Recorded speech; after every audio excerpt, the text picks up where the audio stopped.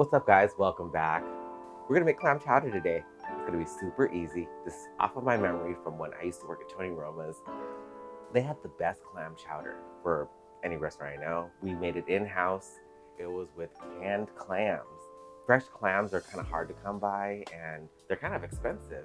And I got these clams at Costco for $15 for this big ass can. Look at that, 15 bucks. You can't beat that. And we're gonna make about 12 servings, maybe more. To me, that's a win.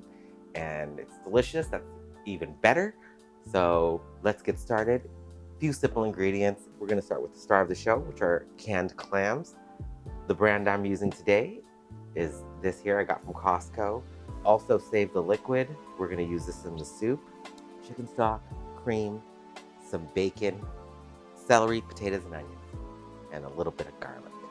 All right, let's get started. This is gonna come together really quick. Okay, so let's start with dicing our onion.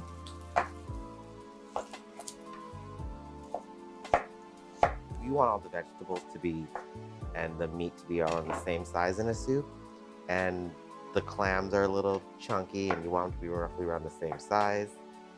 Same thing with your celery. Out of culinary school, and you learn these knife techniques. I remember it's called a brunoise, which is like a fine dice. And I would do that with some vegetables, and it just doesn't turn out right. It's just too fine. And you want a little bit of texture in your soup. And if the vegetables are cut too small, just kind of melt in there. And we're not going for like a puree or anything.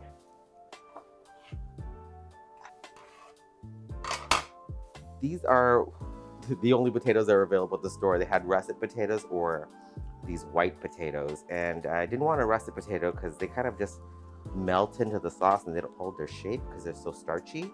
You want a waxier potato for a soup because they hold their shape.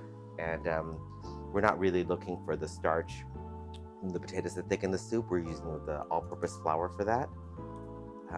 Even though some New Englanders will debate me and want to fight me because they are totally against putting flour to thicken the soup.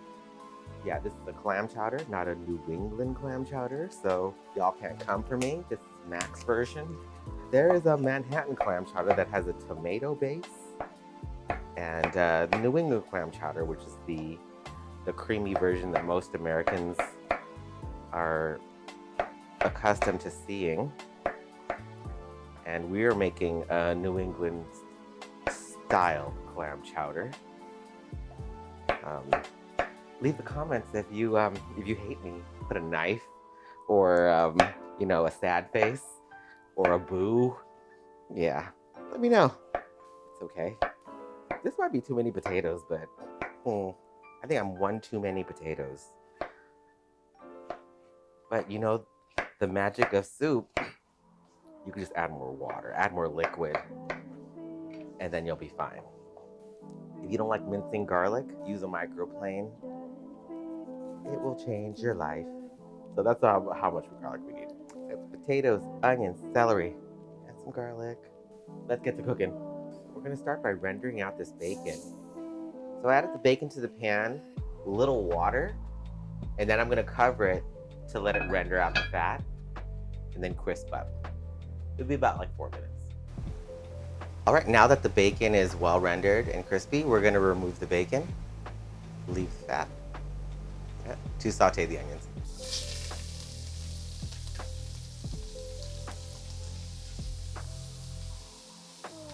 All right, I just gotta add a little bit of salt to help the vegetables sweat out a little bit. Now we're gonna cover it up, let it sweat for about 2 to 3 minutes, and then we'll come back, give it a quick stir, and then add our potatoes and the flour. See how the onions are mildly translucent. I'm started. I didn't mention this earlier. The bacon only produced about 2 tablespoons of fat. We're gonna need about 4 more tablespoons of fat in order to make the roux to thicken the sauce. General rule of sauce making or thickening a soup or anything like that, it's usually 1 tablespoon of fat, 1 tablespoon of flour to 1 cup of liquid. So we have a total of 8 tablespoons of butter and the bacon grease. Now we're gonna add our flour. That's 8 tablespoons of flour. Because I'm adding a total of 8 cups of liquid to this soup. I'm gonna stir this up so there's no clumps. Forgot to add my garlic. If you're at home doing this, add your garlic before you add the flour. It smells fantastic. Now we're gonna add the liquid. I'm gonna start with the chicken stock. Not gonna add all of it at once, half of it. I'm also going to increase the temperature.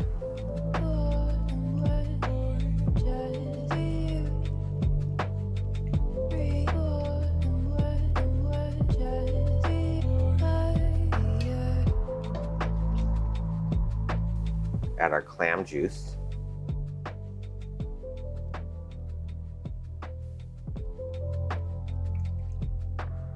Now we're going to add the potatoes.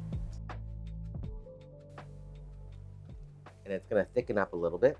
So now we're going to cover it, bring up the heat, let it come to a boil. Then we'll turn down the heat, let it simmer, cook the potatoes, maybe about 10 minutes. Just going to check the potatoes for tenderness. Yep, they're done. Look at that. Now, I'm going to add the cream. I think I'm only going to use about half. I poured 2 cups, but I think I'm only going to use 1. No, maybe 2. Maybe 2. Yeah. Yeah, let's go for it. Okay. I think Tony Roma's clam chowder was a little thicker than mine, but I think they were using a hell of a lot more butter, cream. Just gonna give it a quick taste. I don't think it's gonna get any thicker. I want it to have a little more body, because as you can see, it's a little thin, right? And I think clam chowder needs to have this luscious viscousness to it that we're not quite there yet. So you know what I'm gonna do? Okay, we're gonna get some butter, flour, and make a paste that we're gonna whisk into the soup to thicken it up. So we're just gonna make this butter flour paste. I don't remember the French word for this. It's like called a beurre manger or something like that. Comment down below if you know the words of butter and flour paste. There you go. And this part you have to whisk in just so you don't get any lumps.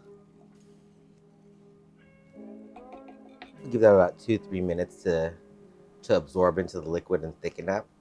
And then we should have the perfect consistency. Almost there, see?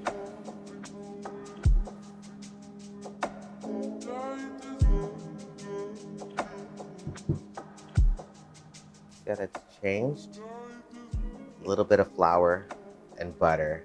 Now lastly, we're gonna add our clams. We just wanna add it to warm them through. They're already fully cooked.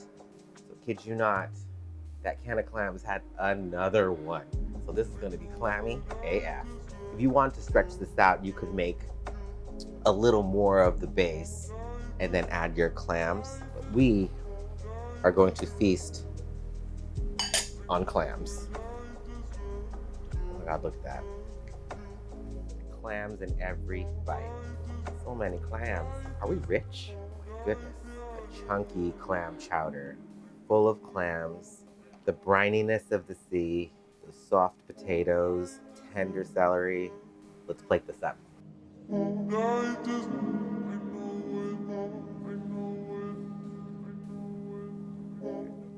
What's better on a cold day? All right, we're all done. Let's give it a taste. My version's a lighter version than what Tony Roma's would serve because they were using all cream, more butter. This is a lot lighter, but definitely hits the spot. Full of clams, very warm and comforting. I wouldn't make any changes. You should try this out. But if you're from Boston and you think that I totally trashed clam chowder, leave a nice comment down below so I know you're coming for me. This was made off all the top of my head. Yeah, off memory, you know, just cooking off the cuff. Because isn't that what it is? It's just off of what's available, what I have in the pantry. It all comes together. We taste as we go. then you'll end up with soup like this. All right, guys. So like, subscribe. See you next time. Happy souping. Bye.